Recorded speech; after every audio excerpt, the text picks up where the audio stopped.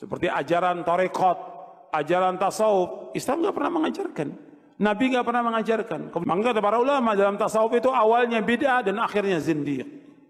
Awalnya bid'ah karena Nabi nggak contohkan sesuatu yang baru dalam agama, akhirnya zindiq. Karena ketika dia sudah membagi menjadi 4 golongan itu, 4 tingkatan, nanti kalau sudah sampai kepada hakikat ma'rifat, kata mereka sudah nggak ada beban syariat lagi. Sudah nggak wajib sholat, nggak wajib puasa. Jadi kalau ada orang mengatakan sufi zindiq, maka Ibnu Taimiyah lah yang pertama membela tasawuf. Ya, Imam Salafi.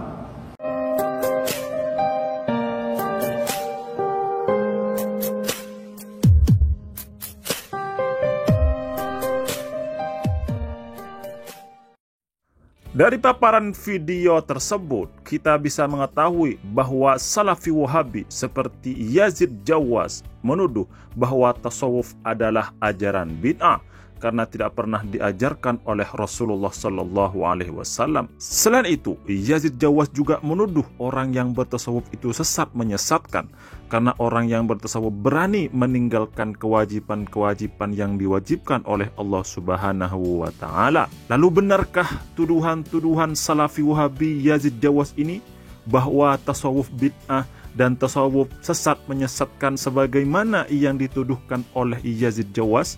Benarkah bahwa orang yang bertasawuf dia akan berani meninggalkan sholat dan kewajiban-kewajiban syariat yang lain?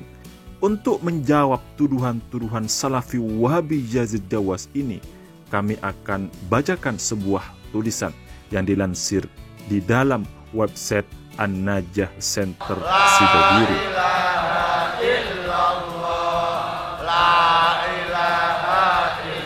Senyatanya, istilah tasawuf belum dikenal saat periode awal Islam, karena penamaan tasawuf sendiri baru muncul pada masa tabi'in dan setelahnya. Meski demikian, ajaran tasawuf bukanlah hal baru dalam Islam, apalagi suatu yang dituduh bid'ah karena yang tidak ditemukan pada periode sahabat hanya penamaannya saja. Adapun secara amaliyah, para sahabat sudah mengamalkan isi tasawuf. Hal ini bisa kita lihat dari definisi tasawuf yang dipaparkan oleh Syekhul Islam Zakaria Al-Ansari dalam kitab Risalah Qushairiyah. At-tasawufu ilmun tu'rafu bihi ahwalu tazkiyatin nufus aw tasfiyatil akhlaq wa ta'miril zahiri wal batini linailis sa'adati al-abadiyati. Tasawuf adalah ilmu yang mengenalkan tata cara pembersihan hati, memperindah akhlak, dan menyibukkan diri dan hati untuk memperoleh kebahagiaan abadi, yaitu di akhirat. Dari definisi ini kita bisa tahu bahwa esensi tasawuf sendiri merupakan nilai-nilai yang ada pada rukun agama ketiga, yaitu ihsan. Hal ini juga diperkuat pernyataan Ibnu Khaldun dalam muqaddimahnya, bahwa nilai-nilai tasawuf merupakan isi dari rukun agama, yaitu ihsan.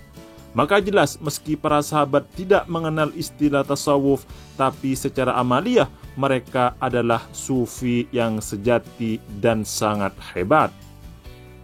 Seiring waktu berjalan, muncul beberapa penyimpangan dalam ajaran tasawuf. Dengan muncul kelompok yang mengatasnamakan ahli tasawuf, tapi sebenarnya ajaran mereka jauh dari nilai-nilai tasawuf yang diwariskan para ulama. Bahkan, amalia dan perkataan mereka malah memberikan kesan jelek pada tasawuf. Contoh konkretnya adalah aliran kebatinan. Dengan bertopeng sufi, fikroh ini memilah antara hakikat dan syariat. Mereka memproklamasikan diri sebagai ahlul batin, serta menyesatkan umat dengan mengatakan bahwa seorang ketika sampai pada derajat ma'rifat, maka taklif syariat gugur darinya. Ajaran semacam ini jelas menyimpang. Bahkan Syekh Abdul Qadir Al-Jailani berkata dalam Fathur Rabbani, meninggalkan ibadah wajib adalah zindik, dan kewajiban syariat tidak gugur dari seseorang dalam keadaan apapun. Selain itu, ada juga golongan yang mengaku bertasawuf, tetapi mereka bodoh dalam ilmu syariat. Parahnya, banyak ajarannya yang menerjang syariat. Mereka menjadikan bertasawuf sebagai kedok tarekat pembersihan hati dan mendekatkan diri kepada Allah Subhanahu wa Ta'ala. Namun faktanya malah melanggar aturan-aturan Allah. Maka dari itu, ulama memberikan pegangan dalam bertasawuf sesuai ajaran Ahlus Sunnah wal Jamaah, yaitu ajarannya harus sejalan dengan tuntunan Al-Quran dan hadis, serta tidak keluar dari ketetapan syariat yang ada. Hal ini sebagaimana keterangan salah seorang guru besar tasawuf, yaitu Imam Junaid al-Baghdadi dalam kitab Tabaqatus Sufiyah. Madhabuna hadha muqayyadun bi usulil kitabi was sunnati.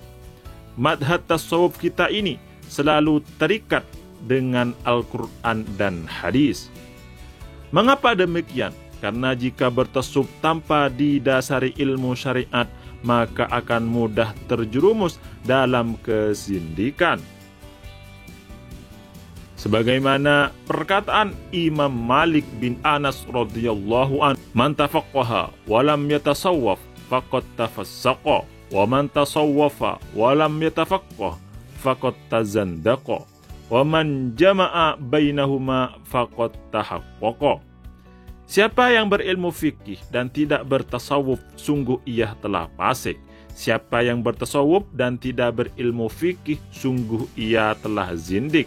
Dan siapa yang menggabungkan keduanya, yaitu fikih dan tasawuf, maka sungguh ia telah mencapai hakikat. Dengan demikian bisa kita fahami bahwa bertasawuf adalah sejatinya mengerjakan dan mengamalkan ajaran-ajaran Islam, yaitu seperti yang tertera di dalam Al-Quran dan hadis Rasulullah Sallallahu Alaihi Wasallam, dengan tujuan membersihkan hati dan juga dengan bertujuan agar kita bahagia di dunia sampai akhirat. Oleh karenanya, tuduhan Salafi Wahabi bahwa tasawuf adalah ajaran bid'ah dan ajaran yang sesat adalah tuduhan yang mengada-ngada. Jika ada orang yang mengaku bertasawuf tetapi meninggalkan ajaran Islam, meninggalkan kewajiban-kewajiban Islam, maka dia, orang yang meninggalkan kewajiban tersebut, bukanlah orang yang sufi, bukanlah orang yang bertasawuf sebagaimana tasawufnya Ahlus Sunnah wal Jamaah, tetapi tasawufnya orang yang tersesat. Kita pelajari dari karya-karya ulama dari ujung negeri Andalus, Mauritania, Maroko, Tunis, Aljazair, Afrika Utara, Mesir, sampai ke Indonesia. Yang mempermasalahkan tasawuf cuma satu negara, yaitu Saudi, semenjak tahun 20-an 1924 sampai ke sini. Tadinya tidak ada. Tadinya yang ada hanyalah kritik terhadap amaliyah dan akidah-akidah sebagian mutasawwif, bukan sufi. Apa arti mutasawwif? Orang yang berpenampilan sufi tapi dia tidak sufi. Siapa contohnya? Syekh Ibn Taimiyah yang sering kita baca. Ternyata dalam Majmu' Fatawa, setelah dikumpulkan oleh beberapa ulama, ketemu bahwa Ibn Taimiyah ternyata pengagum Syekh Abdul Qadir Jilani. Terlihat dari Majmu' Fatawa jilid 9 dan 10. Beliau bercerita tentang tasawuf di situ. Tapi beliau punya kritik terhadap pelaku-pelaku tasawuf yang tidak benar-benar sufi. Dan beliau memuji Imam Junaid, memuji Imam Sariyas Sakti, memuji Imam Ma'ruf Al-Kharki, memuji Hasan Al-Basri, memuji ulama-ulama tasawuf zaman salafus salih. Bahkan beliau terhubung kepada Imam Ibnu Qudamah melalui murid-murid Ibnu Qudamah. Ibnu Qudamah ini murid langsung daripada siapa? Abdul Qadir Jilani.